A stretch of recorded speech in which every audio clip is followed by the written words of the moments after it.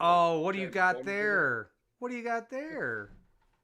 This is Sandy Bell. I'm sorry. Repeat. Sorry, my husband came downstairs saying it's 2 p.m. You got to start the stream. So, That's fine.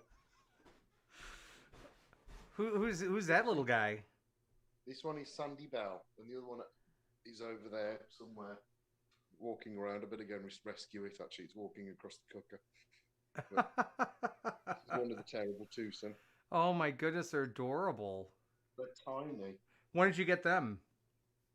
It's one of the colleagues I work with. She has a farm as well, and she went into one of her barns one day, and there were kittens there.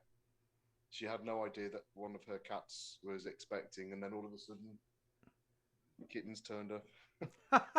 So, and we've been after some for quite some time. So it was fortuitous that she said, "Would anyone like a kitten?" So I said, "Yes, we'll take as many as you can spare." Oh, yeah, because you do have a farm out there, don't you? Yeah, it's quite big. We've got 108 acres. 108 acres. Oh my goodness. Yeah, they're not. It's my stepdad's farm. He was born here in this very house that we're still working on. And they still live on the farm in another field. So it's lovely. It's a big sort of family thing, really. Hello, oh, sure, those little thing. I'm sure everybody who's watching this is going to be going crazy. As a matter Yeah. of fact, let me make sure that I'm watching if there's people chirping. Um,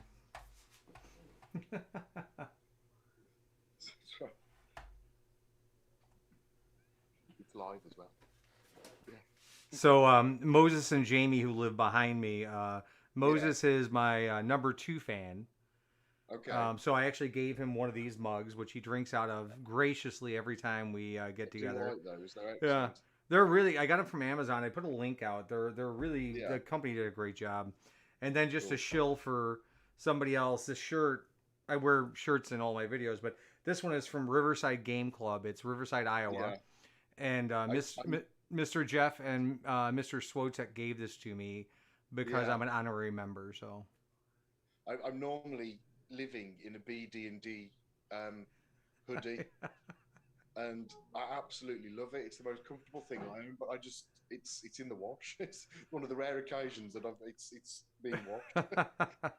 and just so So everybody knows, the monitor's here, so I'm looking at him here. I apologize, I'm not yeah, looking at directly at the camera, but I'm sorry. Continue. no, it's right. It's been very hot here today. I've been working out, renovating a workshop Hmm. stroke office, So, and it's that's where we're going to be moving the computers and things into at some point. So that's where our headquarters will be. oh, very good. It's good.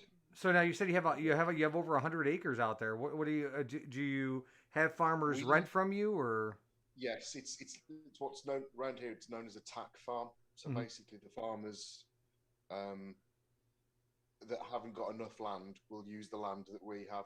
Up until about 30 years ago, it was a dairy farm, Okay.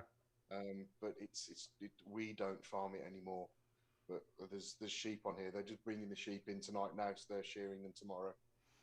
I'll take some pictures. Yeah, I think you posted something about finding a dead ewe out there or something on the Oh property, right? yeah, yeah. It's one of the it happens in around here occasionally, unfortunately, that sheep just tend to fall over and die. It's one of the things they do. They don't show any symptoms until it's too late. All right, let me. I'm gonna adjust your. I'm getting cues from my producer, aka my husband That's good. Sean, who helped me set up everything Hello. today. Yeah, He is telling he's me doing a good that job. your levels are a little low, so I had to bump them. All right, okay. So, I'm but definitely going to get myself a plasma ball. I really like that. I think it's excellent. that was right in the height of First Contact and the Borg and all that good stuff, because that's what they had. Yeah, That's actually called a lumen glass, yeah. and Ah, they're right. really cool. Have you read the book First Contact? Sadly, no, I have not. Because I read the book years before the film came out. I remember I was bunking off school actually. I remember just that's what I used to do. I'd bunk off school and read science fiction books as opposed to reading educational books. But First Contact's excellent, it's a really good book, and the film adaptation of it I think is is top notch as well. They did a really good job there. Okay, well, that's good to know. I didn't even.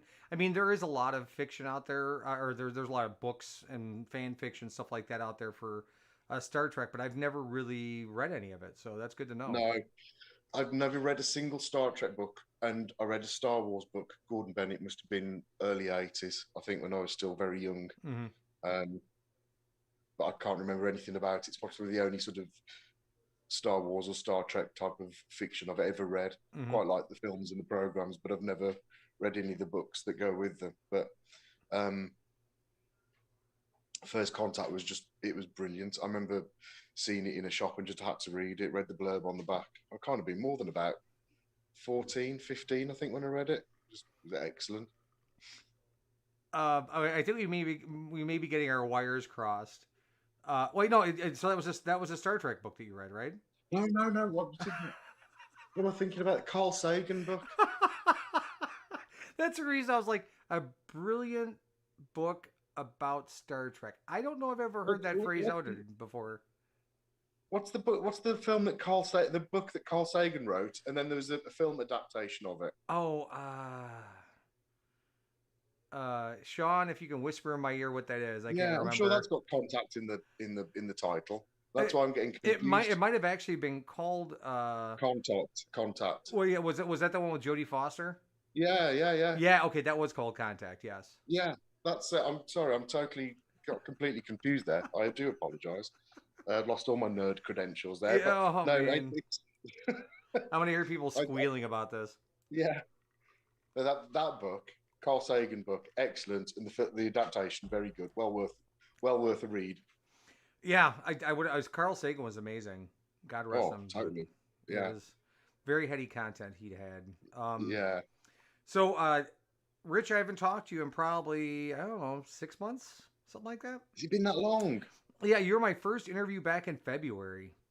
No way. Yeah. I didn't realize it'd been 6 months. God, that's gone quickly. Yeah. And since then, you famously or infamously started the hashtag TTRPG Solidarity, which all of us use quite a bit. And that community has grown to where it's kind of has a life of its own. Yeah, I'm really pleased about that. It was a happy accident. I never intended it to take off quite the way it did.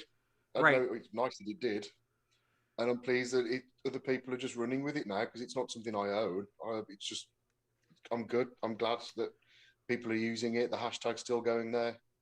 I try and get other people to do the TTRPG Solidarity on a Wednesday as and when I can, but I've got other projects going at the moment. Yeah, you're busy. They kind of take up a lot of time in the they take a lot of time in the day, really. So I'm kind of missing out on the TTRPG Solidarity on a Wednesday. But yeah, I used to do it. I don't do it as much anymore. People more regularly to run it, really, because it's a good thing. It helps the smaller accounts to get a bit of get seen, really, which is the whole idea of it. Yeah, I mean, it helps people. That's part of the reason why I'm doing this is because it gives smaller. You've gone quiet. Oh no! I can't hear you. Why is that? I don't know. I didn't do anything over here. Let me double check and make sure. No, it's my end. I had an incoming call, and now it's all gone quiet. Oh no. Well, I'll just sit here and sip my adult beverage and wait for you. You've come back. Okay. That was very bizarre. Yeah, from the TTRPG Solidarity standpoint, I mean, that's part of the reason why I started doing this was to put a spotlight on smaller creators who don't have the backing of a large company or may go unnoticed because they have a niche product. And I've interviewed so many amazing people.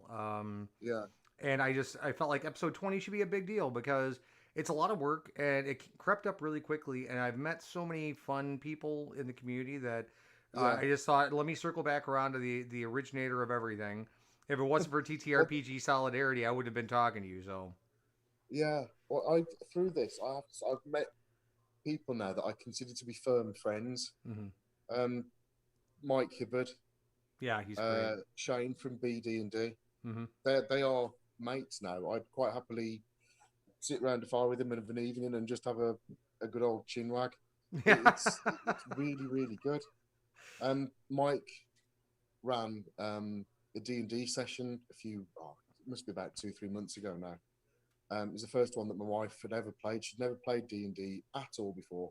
Had no idea what it was involved, and really loved it. And it was Mike DM'd it. I'd never played online before. We played it on the phone. It worked really well. I had a great night. It was a good sort of 4 or 5 hours of pure fun, really. Excellent. He's a good DM, Mike is. Well, and that was something we talked about in our first interview, that there was some apprehension about playing electronically, because you and I are both old school D&Ders, pen and paper, around a table. And also, not only was it playing digitally, but it was also playing a completely different edition of Dungeons and Dragons. You guys are playing 5e, right? Yeah. I'd never played it before, and very easy and fine. From my perspective, it was no different. The mechanics are there occasionally, aren't they? Really, the role playing's the fun bit, Rod. Absolutely, right. I agree with It's the adventure you're doing, not the mechanics. Right. Well, yeah, that's how I've always tried to DM. As the story comes first, and then the fiddly bits come afterwards. So it's like, if you need to make a roll and you want to do something weird, go ahead and roll. And if you roll what I think is high enough, then you can do it. It's just, those. I feel like the mechanics get in the way of what the game is actually about. Yeah. So. Yeah, as long as you're having fun, that's the main thing. Absolutely, and your wife enjoyed it. Oh, she loved it. Absolutely loved it. She was buzzing afterwards. It was really good. Oh, that's awesome. Yeah, she's even got her own dice now, which is cool. Well, and there's so many awesome dice makers out there too. I mean, I'm old school from the standpoint of, I don't buy a lot of dice, not because I don't like a lot of dice, but I don't need a lot, because I don't use dice much anymore, because we play online all the time, right? Yeah. So, but I used to go, like, every convention, if I went to a GenCon or whatever it was, I'd always pick up a set of dice, Yeah. And so I probably have 3 or 4 sets, but some people have they have gobs of them. And I'm going, holy smokes. Buckets of them. Yeah. Someone sent me a link today with, it's dice industry is a multi-million-pound industry these days as well, because people are just collecting dice. So it's great. You can never have too many dice, can you? I've got my collection's a right mess. It's from 1987 worth of dice, and they're just all sorts. Back when you couldn't get sets, it was just whatever took your fancy. Right. Yeah. I mean, and back in those days, you and I didn't have 2 pennies to put together, so it was an economical hardship to buy an entire set of dice. We'd buy individuals, Yeah. It was dice or miniatures, and for me, it was always miniatures and paints and things. And I needed dice to play Warhammer, so I've got loads of old D6 from just random games that I've just collected. Yeah, I think my oldest set of dice I bought when I was maybe 11 or 12. I mean, some of the guys who I played original D&D with back in the day are probably watching this stream right now, but I think it's been well over 30 years at this point. That, those dice have to be 33, 34 years old. Yeah. It's unbelievable. Same with me. Mine definitely go back to 1987, which is when I first bought some Warhammer miniatures and a few dice and the core rule book. Yeah, because you're a big miniature painter. Yeah, I was. I've tried, since speaking to you, I've tried painting as well, and I can't see them. I just cannot. I know. My eyesight's just not good enough anymore. I have, this is what I bought, and these are a wonder. Do they work? Because I'm thinking of getting something like that. Well, what's nice about them is they work over glasses. Right. And then that little blue bit in the front, those lenses, I have a whole kit of them that you can swap them out for various magnifications. But they definitely work, because I can't see anything at this age that small. If I'm doing like a 28 millimeter, 32 millimeter, I can't do it. I resorted to doing much larger miniatures, which are easy to paint, something like that size. But those small ones are just, I mean, you need a magnifier like that. Either those, or what I had a big magnifying glass, like one of those lit ones, and those were actually pretty good. The only thing I have issues with that is there is no illumination. So I have these Right. studio lights in here that I use when I paint anyway, so it helps. So if you need something Yeah. with lights, you may want to look at something else. But yeah, they Yeah, I work. think that's the other thing when I was painting in here, and the light's not particularly brilliant in here, I have to say. I was so excited about trying to paint again. I just rushed into it and got a bit disappointed that I can't see. So Yeah. when the workshop's finished, there's going to be a dedicated desk with a Mm-hmm. decent lighting setup. Because I want to get back into leather work again and stick making Oh and yeah. things like that. Yeah. All the things that I used to do when I had a shed. But now I'll have a really big workshop. It's huge. Oh, nice. So I can't wait. So it's why I'm busy in there at the moment, fixing it up. Well, you were quite the Renaissance man from what I can remember from our first interview. Because you used to do all sorts of different stuff. Yeah, when I used to do medieval living history, so I used to Mm-hmm. make shoes. I used to make my own shoes, make my own clothing, um, leather bags, Mm-hmm. wood cord scabbards with tooling on. Um, I wouldn't. I never bought. I never made swords or anything like that, or any knives. I used to make furniture, um, bits and pieces for the tent. You know, if we Mm-hmm. needed it, I'd have a go at making it. Other than things like armor and swords, I made cloth armor. I used to Mm-hmm. really enjoy making cloth armor, padded jacks, as they're called in the 15th century. Mm-hmm. They're lovely. I used to really like making those. Take ages. It's like many layers of linen stitched together, Mm-hmm. up to 30 on the front, Oh sort of my. 15 on the back. Oh geez. They're fabulous, really good, brilliant armor, totally underrated. It's one of the things I get a bit fed up with in sort of fantasy, sort of role playing games. Is cloth armor really is exceptionally effective, and Mm-hmm. it's not covered at all in fan because it doesn't look very good. It just looks like you're wearing a Right. shirt. There are no It's shiny just bits on marvelous cloth stuff. armor. Sorry. There are no shiny bits on cloth armor. No, there's not. And it doesn't look cool as well. It's not very, in pictures, it doesn't look very cool. On films, it certainly doesn't look very good. Yeah, yeah. It's not like a bit of studded leather or a nice shiny bit of plate. It's boring, but it's really good and it's comfortable, keeps you warm, keeps you cool as well when it's hot. I've Mm. worn it in really hot, sweltering days, and it just stay like a constant temperature. Mm. It's good. Well, and it's funny because when you think about it, playing D&D back in the day, I mean, there were various armor choices that were there that I don't know. I'm not sure if cloth, padded might still be an option, but Gambison, I'm not sure if that's in there anymore. and I know that when you started out and you didn't have two coppers rubbed together, cloth armor was the way to go. So you actually Yeah, building it had to bring a unique perspective to what the armor actually was. yeah. I'd happily take a padded jack and some mail over the top of it more Mm. than anything else. I Hmm. think that would be all. You can move. It's comfortable. You're not gonna freeze. Good stuff. Right, right, right. Yeah, Good and I protection actually against arrows. right exactly. And I actually talked to somebody who does chainmail jewelry, and she kind of went through what she does with that. And I'm thinking how much a pain in the butt it has to do to make any type of mail armor at all. I mean, Yeah. it's just yeah, it's tedious. Bear in mind that it used to be riveted. Each link had a little tiny little Oh my rivet in it god! as well. It was hammered and Wow, crazy. that's insane. Yeah. Yeah, that's the reason you probably didn't see a lot of people in it. You know. No. It was expensive as well. Oh, I'm Yeah. sure. I can Yeah. only imagine. I don't know how modern chainmail makers do what they do, but I would be No. interested to see if there's someone who actually goes through that process of riveting each Oh, piece because there that. are there are you can buy riveted mail now. There's a lot of the living history groups these days. They won't allow old fashioned reenactment mail where it's just a bit of a bent washer or Right. wire that's put together with that just butts up to.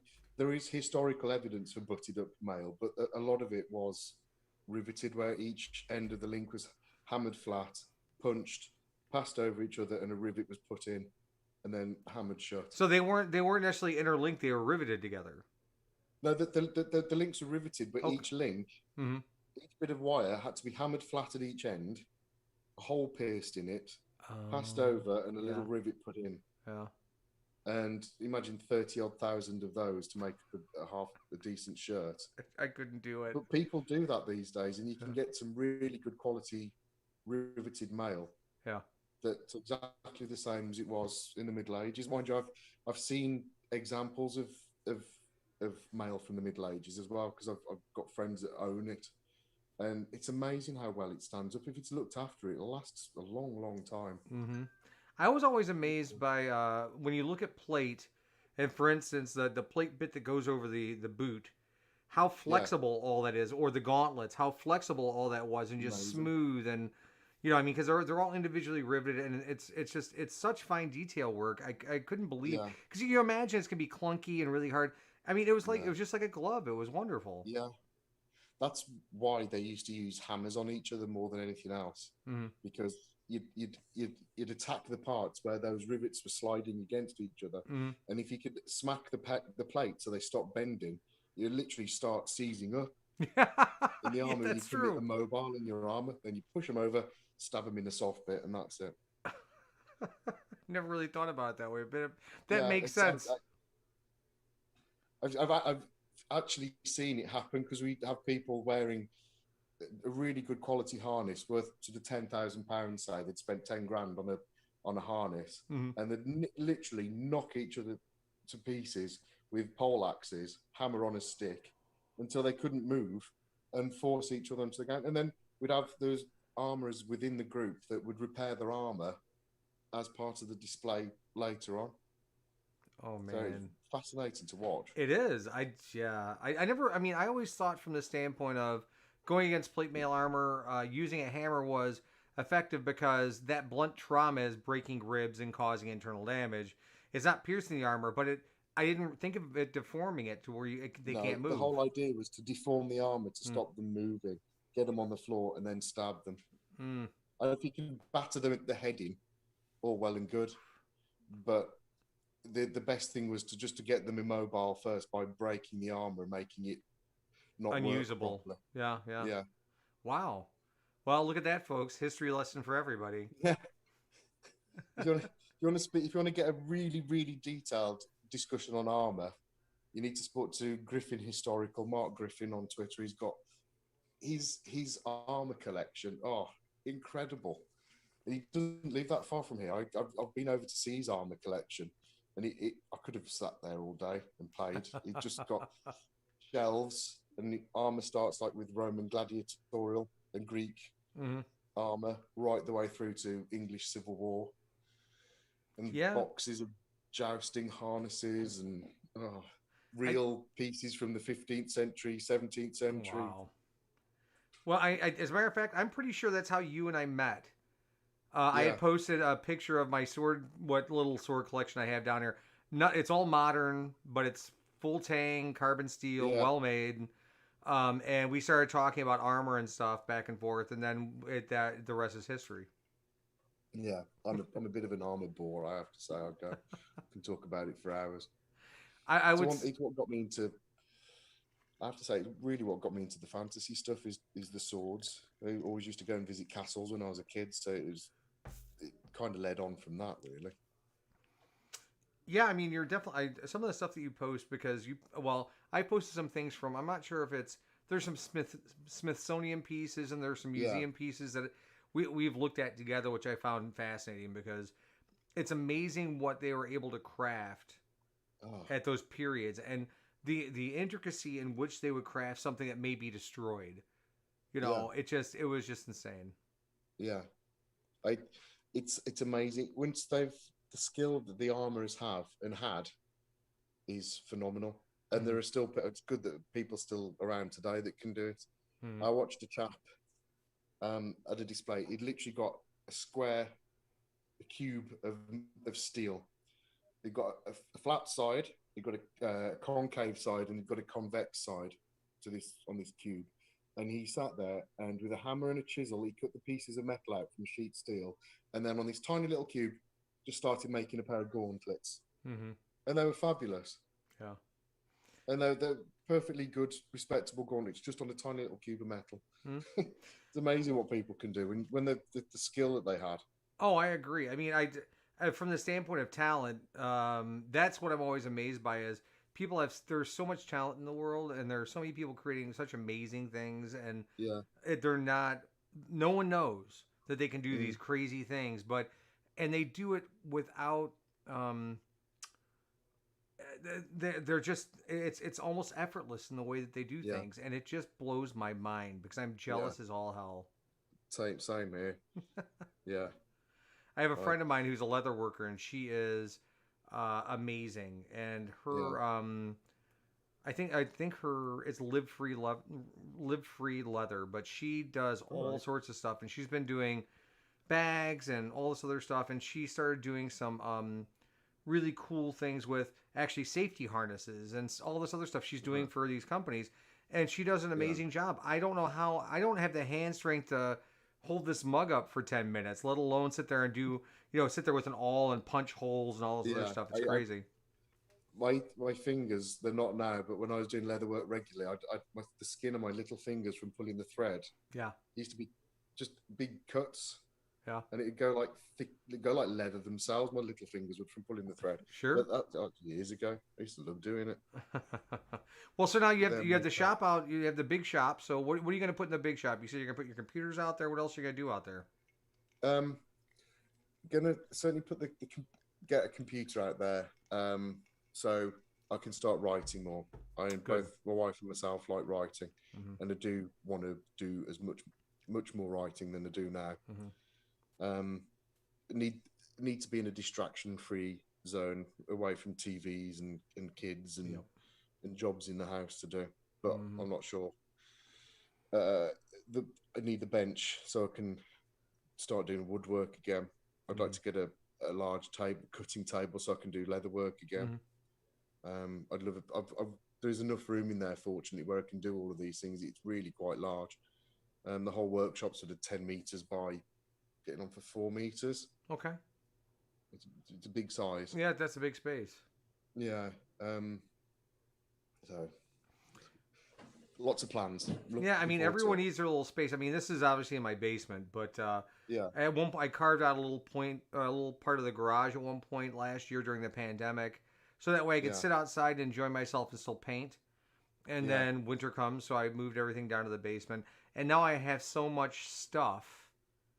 I don't I can't move it out there, and but I do enjoy painting outside. It's actually really refreshing. I've never tried that. I'd quite like to give that a go because the light's different, I should imagine, as well. Yeah, I mean, well, and the breeze is different. So when you're talking about, especially if you're using acrylic paints, they dry really quickly to begin with. Yeah. So if you're not using a wet palette, and you're just kind of using a dry palette for your paints, they dry out almost instantly. So Yeah. it's one of those things you have to worry about. But I've, are they worth getting wet palettes? Because I've never used one. absolutely, absolutely, they are by far. So the reason why I use one, especially in the winter, is because if I'm painting inside, it gets really dry because we have the heat on, and so Yeah. acrylic paints obviously dry really quickly, and so having a Mhm. wet palette preserves them for at least 24, if not 48 hours. So you don't have to Right. worry about them drying out. And then also, Yeah. I tend to thin out my paints a little bit anyway, and so Yeah. the wet palette does that for me without me having to do any additional blending agent or water or what have you. So Yeah. they work really well. I've been happy with them. The one thing I will tell you is if you don't use them all the time and you're I haven't painted a lot in the last probably couple months. I try to, but I just don't have time. But if you Yeah. leave that wet palette where it's at, it will mildew because there's a sponge in there, and so the sponge Yeah. obviously mildews. And what ends up happening with the sponge is when you get mildew in there, it starts breaking the sponge down. Right. And so you got to be careful with that. A little peroxide in there apparently will help Good that idea. situation, but peroxide to me has always been a bleaching agent, so I'm kind of Hmm. curious how that would work with paints. I've never used it, so I don't know. Yeah. I'll have to give it a go when we get a setup because at the moment everything's still back in. Well, it's gone back into a box again. Yeah, yeah. But once it's all moved back out to the workshop, I'll get a decent wet palette and give it a go. I'll probably invest in an airbrush as well. Something I've always wanted to have a go I at. have one behind me. I'm going to tell you, this is the one thing I recommend, and I didn't think about this. So I use. Sorry, I have a headset in, but Right. I use these Reaper paints, and they should be good to be able to go right into the cup when you Yeah. airbrush. But my friend Jeff mentioned to me Cave Troll, if anyone watches him, but an airbrush thinner. I didn't think I'd have to thin these. And so he said, Right. just put a couple drops in the cup and put your paint in. As long as it looks a little milky when you get done with it, it should spray through the airbrush just fine. Because what I was finding is the airbrush was clogging constantly. Right. And I'm like, what? But again, acrylic paints, you need Hmm. a retardant to be put Yeah. in there so that way they don't dry out as quickly. But I have Yeah. not used this yet, but he swears by it. And Right. I did get I have a little spray booth back here that ventilates so that way I can do it inside if I want to. But yeah, airbrushes Oh, are right. fabulous. Mine has been such a pain in the ass to deal with. I hate to plug it in, you know. So hopefully Yeah. that fixes that. Yeah. No, that's it's definitely on the list. Mm. And since you're gonna have a shop, you should get a 3D printer. Ooh. They're inexpensive. Ooh. Yeah. They're inexpensive, and there's a service that I use. I use Loot Studios, and every month they come out with brand new miniatures, and they have a set of heroes, a set Yeah. of enemies, and a set of busts. So if you like to do busts, those Yeah. are fine. They do a set of terrain, and Yeah. then on top of that, they actually give you a module that fits all those pieces. So once you Wow. print all those pieces out, you can actually run an entire adventure with those heroes and things like Miniatures. that. Comes out with a map, and I mean it's fabulous. It's $15 Bloody a hell. month. That's excellent. $15 a month. I think you get 30 miniatures, and you have to go print them, obviously. So that's going to cost you time and money. But Yeah. the cost for resin and the printers has really come down. I mean, I think I got I use a oh man, it's a LD002 from Creality, and I got that Yeah. for under $200. Wow. It's a resin printer. That's not bad. They're a little bit of a pain in the butt to use sometimes, Yeah. but they are. I mean, I don't think I. So this is a miniature that I actually printed and I primed. I mean, and these Yeah. I actually got free off like Thingiverse or whatever. And I just downloaded them and printed them right up, and now I have a whole bunch of little frog people, for an adventure. Excellent. And so yeah, I mean, I think for you, I think it'd be fabulous. You'd have such a great Yeah. time with it. Because I when I wanted to think about, I was thinking about painting again. I'm not. I was never. Games Workshop System miniatures. They changed over the course of the time when I was collecting them. I started in like 1987, System Mm-hmm. miniatures, and they're all 25 mil, very much based on medieval Europe Mm-hmm. figures and Norse, and easily recognizable. And they just changed they changed quite a lot over the course of the time, and they got bigger, chunkier, big Mm-hmm. weapons and things like Mm-hmm. that. And I just Yeah. started going off them. But the one thing I really always liked are Ral Path miniatures. Oh, I haven't heard that name in so long. That's what I used to buy Yeah, all the time. yeah. But I found that Ral Path, I can get them still Oh, in lead. really? Yeah, from Europe somewhere. There's someone's bought the license and he's doing loads of Ral Partha miniatures. So I treated myself to some old Ral Partha minis, and they're lovely. Yeah. But I can't paint them because they're too small. So yeah, Well, here's a I great need thing to. about having a 3D printer. So, for instance, you download a 28 or 32 millimeter figurine, you can scale it up Ah, and print it I, bigger. So that way you can, I yeah, can do exactly. that You could do bit. 72 millimeter. I mean, I have some Yeah, huge ones. And the busts are normally 72 millimeters. So they're large enough where when you go to paint them, yeah, a magnifier helps, but you can really get the detail you want in like the face yeah, and the eyes. And there are so many talented painters. So on top of all the TTRPG stuff that I do, all the people I follow who paint miniatures. So I think there's a guy named Theraval who's just awesome. Painted Squid does some good stuff. There are a lot of really good people out there painting miniatures, and some of these people are able to get in on a 28 or 32 millimeter figurine and get pupils, eyes, all. I mean, just like the whole like iris. It's yeah, absolutely insanity. yeah. I've The standard of painting has just come on hugely yeah. in the 30 years I've been doing it. Yeah. I mean, Well, I or had, I haven't mean, been back doing when it. you and I were doing it, We didn't shade anything. It was block color, and you were happy with it. As long as you didn't smudge things over, you were fine. Yeah. Now Painted them with enamel paints as well, oh and then God, I have. It's funny because I was my friend Jeff, who really got me back into painting. He's a big Warhammer miniature painter and Warhammer player. And so he convinced me to start painting again during the pandemic because I just needed to kind of calm myself down, and I found it very relaxing. So I started with Reaper has these kind of start kits, so you get a set of paints, you get miniatures, you get brushes, and you get instructions on how to paint these miniatures. Yeah. And so it really helped me kind of get through that process. But I was talking to Jeff, and I said, "Hey, I don't need to buy any paints. I have paints." And I pulled them out, and they're all little enamel bottles. Because that's what we used to use on the lead minis. They were all enamel. Yeah. Oh, my God. He's like, no, you don't want to use those. We thought they looked great as well. Yeah. I was just like, wow. When I pull my paints out, I've still got some... a lot of the paint's gone off, but I've still got some ink from 1987. Oh, that's wow. Still perfect good. There are people who use ink for miniature painting, and I think it's brilliant. There's a guy by the name of Brent who does... he's Goobertown Hobbies. If you ever watch his videos, he's a I think he's a PhD chemist by trade, but and I also think he's a professor. But he goes through and he breaks down what paints are, how they're made up, all this other stuff.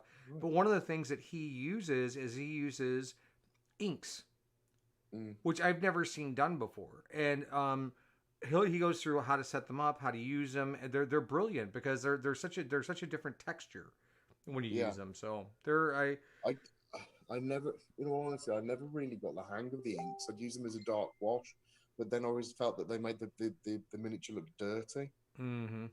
So I ended up just sort of black undercoating pretty much everything and then dry brushing. But I was only ever really painting for armies. Never for display or anything like that. It was just to get large numbers on the table quickly. I just I mean, and there's a term that people use, which I'm gonna be using soon, called speed painting. Mm-hmm. And so it's basically block color, wash, a couple highlights here and there, and you're done. And I've tried that, and it is so hard for me to do that, and just because I feel like you're missing all the fun stuff, all the details and things. But I have there's a game that I have called Massive Darkness, and it comes.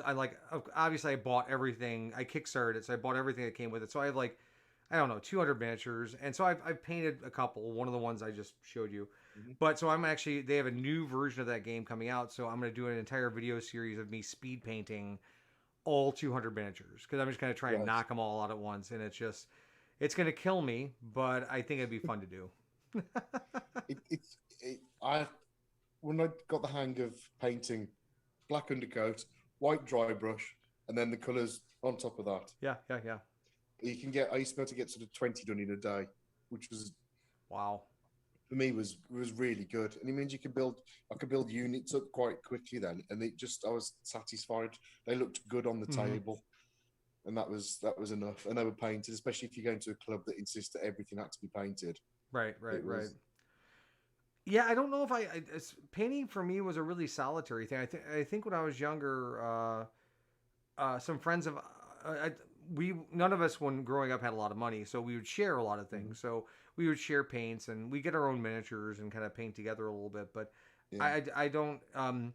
When I talk to Jeff, who paints all the time, I'll set an iPad up on my station here, and we'll just sit and talk while we're painting, just to keep each other company and shoot the breeze, Yeah, nice idea. Yeah, it actually works out really well. So when you start painting, you can come into our painting circle, and we'll just all video chat cool. together. I like that idea. Yeah, it's actually brilliant because we're not we're sitting there painting and we're just kind of mumbling back and forth and talking to each other, and it's a wonderful experience. It's just so refreshing. It makes it. I'm sitting in my basement, hunched over a chair, painting, and he's doing the same thing, and at least we had talk back and forth, and we're waiting for things to dry, and so we just talk back Yeah. and forth. And we'll do that. I think last year we had a 12-hour painting session. Wow. Yeah, like we got up, started painting, sat there and chatted. I think we broke for lunch, or something, and then we came back and we were just painting all day. So, Yeah. you know. Those are the days when you early teenage years, just Right. sitting up all night painting. Right, exactly. I remember doing that, but it's long time ago. Yeah. Oh, it was fabulous. That's happy memories. That is. Oh, absolutely. And it's funny because this is a weird way to go about this, but Ed Greenwood, who wrote basically the Forgotten Realms, started following me on Twitter, which blew my mind. Yeah. He follows like 480 people. I was like, holy smokes. And he and I had a really good back and forth about, I was asking about going back to conventions, and I would really like to meet him and all this other stuff. So, but one of the things that we used to do as kids, and I told him about this, was we had a whole bunch of his books. Yeah. And again, we didn't have a lot of money, so we each buy a book, and we sit up in my friend Eli's attic, and we would read these books, and we pass them around. So one would finish one, I'm done with this, pass the next one. So we basically had a reading circle. Hence the reason why probably none of us had sex until we were 18 or 19 years old. But but that being said, it was wonderful, and he was so enamored by that. He's like, I love that. I was like, Ed, we didn't have enough money. We didn't all buy your individual books, but we shared the experience together, and he just really liked that idea. So That's super nice guy nice too. idea. Yeah. One chap I always wanted to talk to, but never got the chance to, was two actually. David Gemmell and David Eddings. I'd have loved to have had a chat with those two. Completely different writers, but I'd have just been really happy to have spent an evening chatting with them too. Yeah, there are so many. Margaret Weiss and Tracy Hickman. There are so many great authors out there. Robin McKinley, who I follow on Twitter, but she doesn't really post anymore, and I hope she's okay. No. But she wrote the first fantasy book I ever read. Really? And I got it actually from the library when I was probably 8 or 9 years old. It was a big book, but it was an easy read, big type, so it wasn't like it was big type double spaced. So it made me feel like I was really reading something. But she was by far she was the inspiration for me getting into fantasy because her books were so good. And I hope she's doing okay. I don't know. But I found Michael Moorcock he's on Facebook and interacts quite happily with his friends, even though he's in his 80s now. That's is a nice chap to chat with. Because that was a big thing for me, because I'm such a huge Moorcock fan.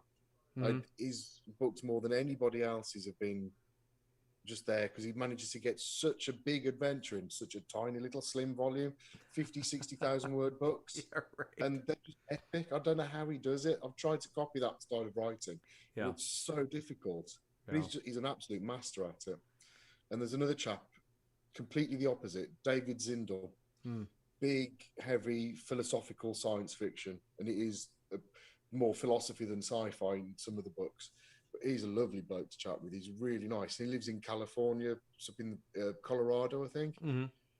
And sort of having a chat with him was a big deal, because when I read his first sci-fi book, Neverness, when I was 14, and that completely blew me away, because it made me think about things I'd never thought about before.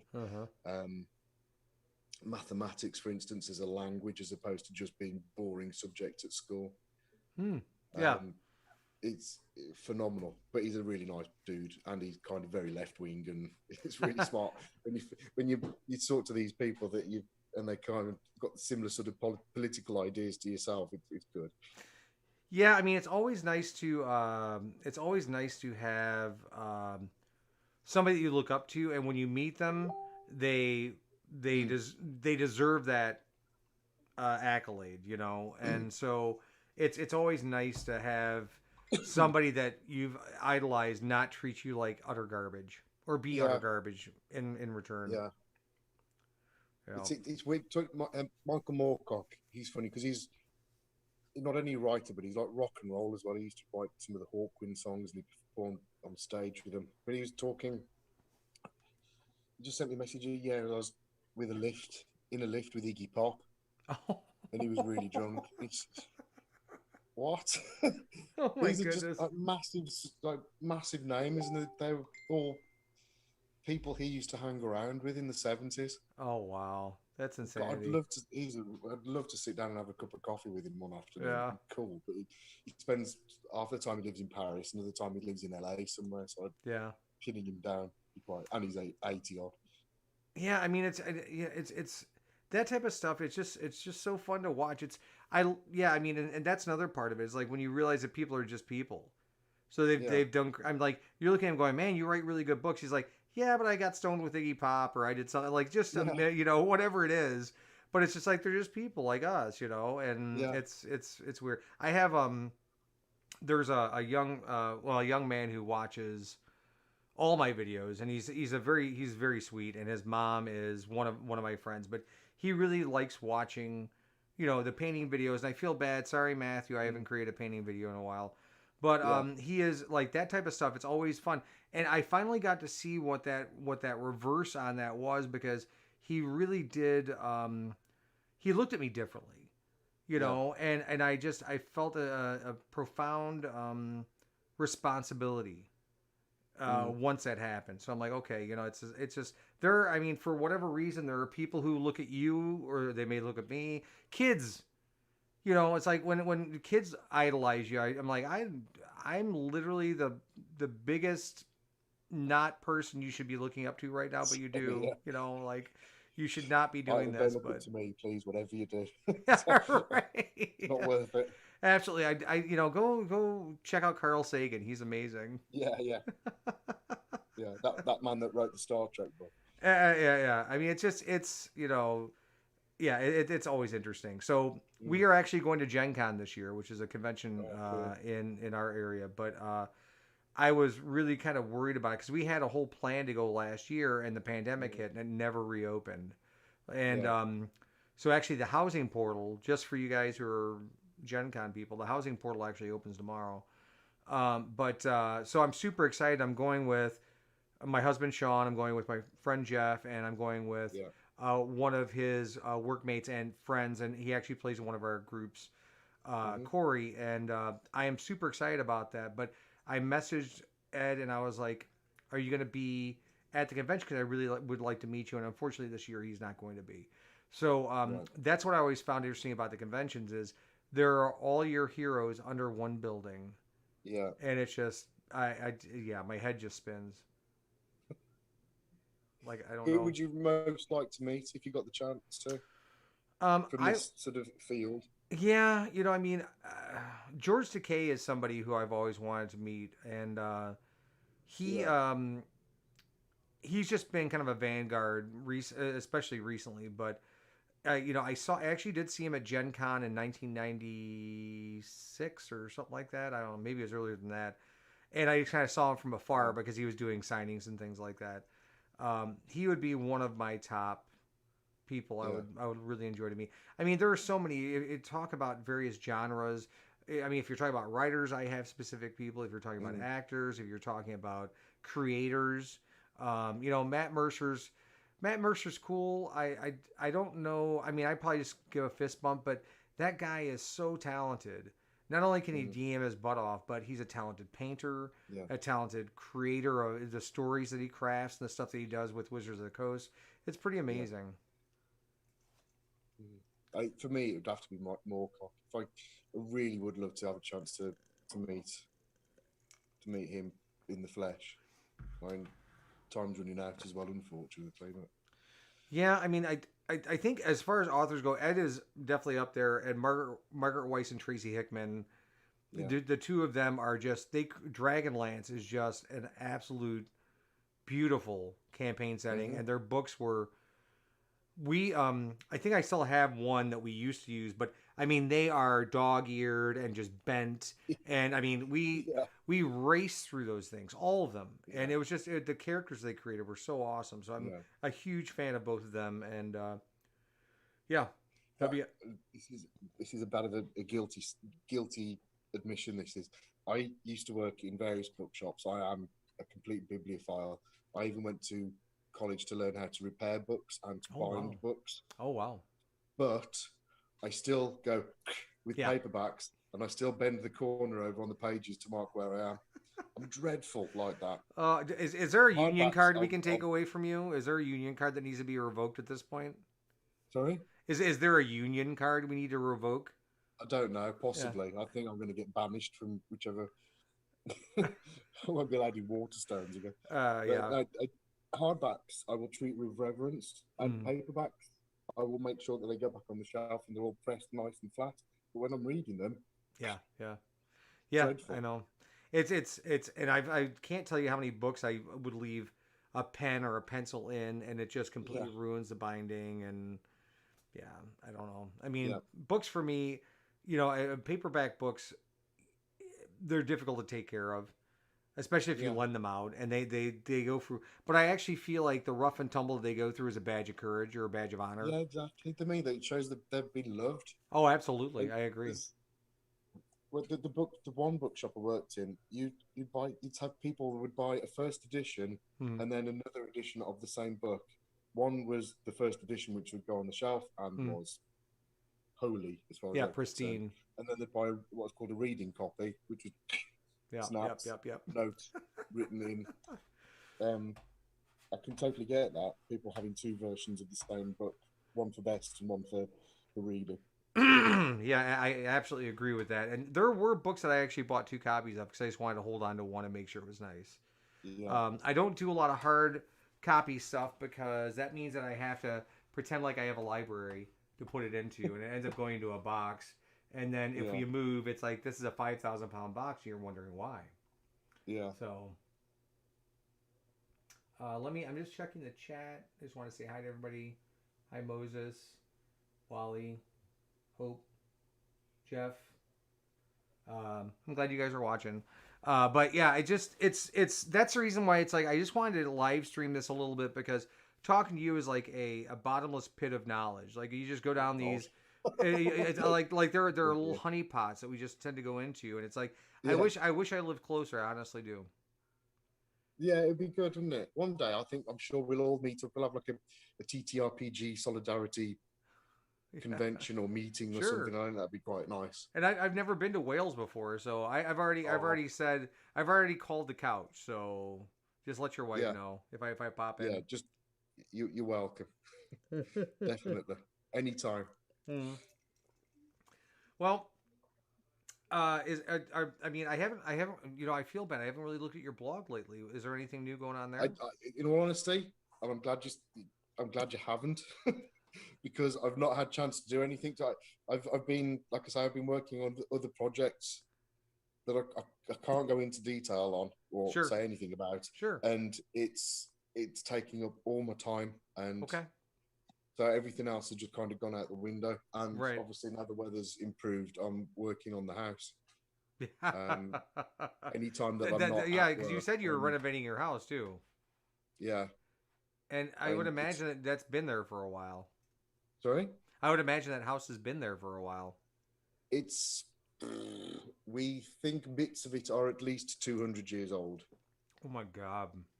We're not sure. It could be bits of it even older than that. When we had to lift the floor in the kitchen to put a damp-proof membrane down, we found there was a well in the middle of the kitchen floor. Underneath it, so that's kind of didn't want to go anywhere near it, so quickly covered that back up again. And there's where our bedroom used to be the barn, like the hayloft of the house. Like it was an old house where the animals lived downstairs and people lived upstairs to keep the warmth in.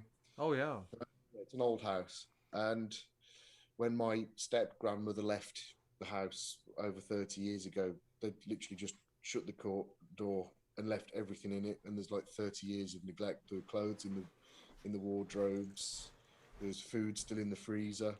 Oh no, that doesn't sound good. Oh no. Horrific. like lifted it up a bit. And, it was just no! Just throw the freezer out entirely. Just don't even bother. Drag the freezer. I'm fairly certain I could have used it as a sort of biological weapon. Just dragged up the freezer out and dumped it. Yeah, in another part of the farm. Oh my goodness!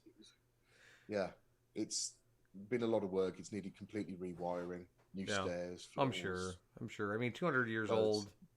Some of that stuff needs to be replaced. I mean, it happens. Yeah, and the only thing that not done ourselves really is the wiring, because you need a qualified electrician to sign everything off. For everything else, we're doing ourselves. It's been a lot of work. With the videos I do, I don't think a lot of people ever see the kind of behind the scenes, the way I talk to the guests when they come on. No. So typically when someone will come on, I'm like, let's talk for 15 minutes, a little warm up, and then we'll get right into the video. And then at the end, I say it's the end, but it's not the end. I'm ending the video, but we're going to still continue to chat. So I feel like that's probably about that time. Okay. And so it's not the end, but we'll chat a little bit more. But I appreciate everyone watching. I don't want to take up everyone's afternoon. It's been over almost an hour. But Rich and I could talk forever, and I'm sure that would be incredibly boring for everybody. But thank you so much, Rich, for being on again. I absolutely adore you. I think you're a fabulous person with a keen mind. I'll try and sort it out. I'll have a word with Mr. Griffin, Mark Griffin, who lives locally, and we'll go over and have a look at his armour together. Oh, that'd be fun. Do an evening Let's do video that. There. Oh, that's fantastic. What a great idea. Because if I could get... His armour collection is stunning. It really is stunning. Oh, my goodness. And it's well worth having a look at. So we'll do a night of armor with at old Gits and Dragons. Yeah, arms and armor with Griffin Historical and Gits. Yeah. Oh man, that'd be awesome. Yeah, let's get that rolling. That sounds great. I appreciate everyone watching, and this is our first live stream. Hopefully everything worked out all right. I mean, I haven't heard any complaints, but then again, that could be because no one's watching. I don't know.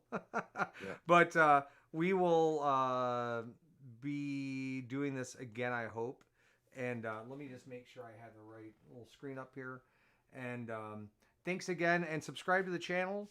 If you subscribe to the channel, we can do more of this, and I can have Rich on more, and we can have more guests on, and we can do all sorts of crazy stuff. But and comment below when this video actually ends, because there will be a comment section. So thanks again, Rich, and we'll talk soon. Take care. All right.